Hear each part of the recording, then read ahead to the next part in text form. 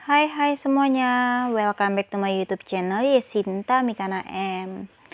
Pada kesempatan kali ini saya mau berbagi informasi mengenai seperti apa penampilan atau penampakan dari raport P5 untuk fase E. Jadi ini ada di jenjang SMA ya. Untuk fase E. Nah, khusus di sini untuk proyek Suara Demokrasi berupa kegiatan pemilihan ketua OSIS. Nah, untuk lebih lanjutnya, terlebih dahulu jangan lupa terus dukung channel saya dengan cara like, comment, and subscribe. Baik, kita langsung saja. Jadi seperti yang sudah saya sampaikan tadi, kegiatan P5-nya ini ya, proyek penguatan profil pelajar Pancasila di sini mengambil judul proyeknya itu adalah Suara Demokrasi. Jadi kegiatannya berupa pemilihan ketua OSIS. Nah, di sini terdapat 3 dimensi yang diambil untuk mendukung proyek Suara Demokrasi ini. Jadi dimensi pertama itu yaitu beriman, bertakwa kepada Tuhan Yang Maha Esa dan berakhlak mulia. Kemudian dimensi yang kedua itu bergotong royong, dan dimensi yang ketiga itu mandiri. Nah, tiap-tiap dimensi itu nanti akan diuraikan juga masing-masing elemen, subelemen, dan juga capaian fase E untuk tiap subelemen tersebut. Jadi di sini untuk yang dimensi beriman, bertakwa kepada Tuhan Yang Maha Esa dan berakhlak mulia, elemen 1 ya di sini atau dimensi 1. Jadi elemennya itu adalah akhlak pribadi, subelemennya merawat diri secara fisik, mental, dan spiritual. Dan capaian fase E-nya itu melakukan aktivitas fisik, sosial, dan ibadah secara seimbang. Kemudian untuk dimensi yang kedua, gotong royong ya, bergotong royong, elemennya kepedulian, subelemennya tanggap terhadap lingkungan sosial. Capaian fase E-nya tanggap terhadap lingkungan sosial sesuai dengan tuntutan peran sosialnya dan berkontribusi sesuai dengan kebutuhan masyarakat untuk menghasilkan keadaan yang lebih baik. Kemudian yang terakhir di sini dimensi yang ketiga yaitu mandiri, elemennya pemahaman diri dan situasi yang dihadapi. Subelemen mengembangkan refleksi diri, dan capaian fase E-nya melakukan refleksi terhadap umpan balik dari teman, guru, dan orang dewasa lainnya, serta informasi karir yang akan dipilih untuk menganalisis karakteristik dan keterampilan yang dibutuhkan dalam menunjang dan menghambat karirnya di masa depan.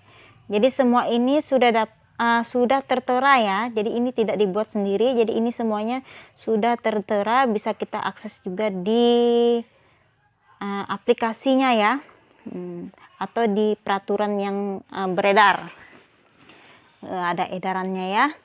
Jadi ini semuanya sudah tertulis ya, sudah dipatenkan, jadi kita tinggal gunakan saja, kita pilih salah satunya yang mana. Nah, selanjutnya untuk rapotnya, jadi rapotnya itu seperti ini ya. Di rapot itu berisi judulnya rapot proyek penguatan profil pelajar Pancasila. Kemudian ada identitas sekolah dan identitas siswa. Jadi identitas sekolah di sini ada nama sekolah, alamat sekolah, sedangkan untuk identitas siswanya nama siswa, NISN, kelas, fase, dan tahun ajaran. Selanjutnya, karena ini tadi saya katakan proyeknya itu hanya ada satu proyek ya, karena ini masih semester ganjil. Jadi yang selesai itu baru satu proyek, sementara proyek yang kedua itu masih berjalan dan berlanjut nanti di semester depan. Sehingga untuk rapornya itu nanti dicantumkan di semester genapnya. Ya, karena kan untuk satu fase itu kan nanti dia ada 3 proyek ya. Jadi ini untuk semester ganjilnya baru ada satu proyek yang selesai, sehingga itu yang dilaporkan, dicantumkan di rapor P5-nya. Kemudian jadi di sini di rapor ini ada judul proyeknya ya, Suara Demokrasi. Kemudian ada uraiannya juga ya, dalam proyek ini bertujuan untuk melatih kesehatan fisik dan mental secara berkelanjutan.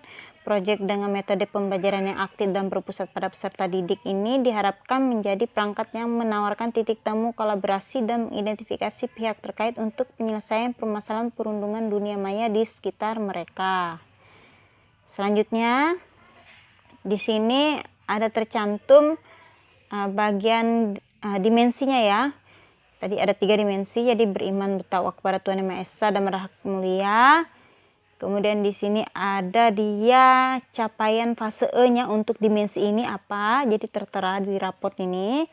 Di raport ini ya. Begitu pula yang gotong royong dan mandiri. Jadi di bagian bawahnya ini adalah capaian fase E-nya. Kemudian di sini ada tiap siswa nanti kita nilai. Jadi diberi tanda centang saja ya.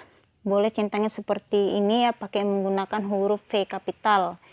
Jadi di sini ada keterangan di tabelnya itu ada BB, MB, BSH, dan SB. Semuanya itu adalah singkatan dari ini ya. Jadi ada BB itu adalah mulai berkembang. Kemudian MB, maksud saya BB belum berkembang, kemudian MB mulai berkembang, kemudian BSA berkembang sesuai harapan, dan SB sangat berkembang. Untuk yang belum berkembang itu sendiri ya, siswa masih membutuhkan bimbingan dalam mengembangkan kemampuan. Untuk mulai berkembang, siswa mulai mengembangkan kemampuan namun masih belum ajek. Kemudian untuk yang berkembang sesuai harapan, siswa telah mengembangkan kemampuan hingga berada dalam tahap ajek. Kemudian yang terakhir adalah sangat berkembang, yaitu siswa mengembangkan kemampuannya melampaui harapan. Jadi ada 4 tolak ukurnya ya. Jadi ada 4 skala ini untuk penilaian ke masing-masing peserta didiknya. Jadi nanti tinggal dicentang aja peserta didiknya untuk yang dimensi ini, atau untuk capaian fase E yang dimensi yang pertama itu tadi apa gitu, apakah dia SB, BSA, MB, atau mungkin BB ya. Nah, harapan kita jangan sampai BB lah ataupun MB, paling tidak BSH maupun SB seperti itu. Nah, jadi seperti itu penampakan rapotnya. Jadi keterangan tingkat pencapaian siswa ini ada di bagian bawahnya ya. Yang bagian atas tadi dia yang hasil dari peserta didiknya, masing-masing peserta didik. Kemudian di bawahnya lagi ada catatan proses. Di bawah hasil dari peserta didiknya ada catatan proses. Nah, ini diisi oleh masing-masing koordinator dari P5 bekerja sama dengan guru-guru yang ditugaskan untuk pembimbing P5-nya. Jadi catatan proses ini contohnya, dalam mengerjakan proyek ini peserta didik sangat aktif melakukan aktivitas fisik, sosial, dan ibadah secara seimbang, melibatkan diri dalam kegiatan kelompok, dan melakukan refleksi terhadap umpan balik dari teman, guru, atau orang dewasa lainnya. Seperti itu. Kemudian di bagian yang bawahnya itu keterangan tingkat pencapaian siswa, kemudian dilanjutkan dengan tanggal kapan raport ini dibagikan, kemudian keterangan wali kelas, kemudian mengetahui orang tua dan wali, mengetahui kepala sekolah yang nantinya akan ditandatangan oleh wali kelas, kemudian diketahui oleh kepala sekolah yang juga akan tanda tangan di situ, dan juga diberi cap sekolahnya. Nah, jadi seperti itu kurang lebih gambaran dari rapor P5 untuk fase E ya, khusus fase E di kurikulum Merdeka. Nah, baik itu saja yang bisa saya bagikan ke teman-teman semuanya. Semoga apa yang saya bagikan ini bermanfaat dan dapat membantu teman-teman. Terus dukung channel saya dengan cara like, comment, and subscribe. Oke, see you next in my video ya.